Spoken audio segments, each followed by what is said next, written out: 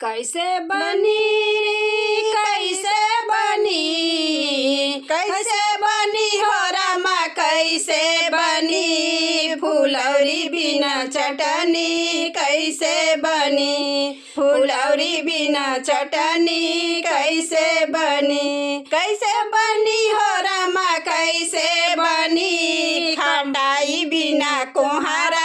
कैसे बनी, खटाई बिना कोहारा कैसे बनी, कैसे बनी हो रामा कैसे बनी, कमाई बना त नथुनी कैसे बनी, कमाई बना त नथुनी कैसे बनी हो रामा कैसे बनी, कमाई बना त खैब का सुथनिया ए बालम, कमाई बना त खैब का सुथनिया ए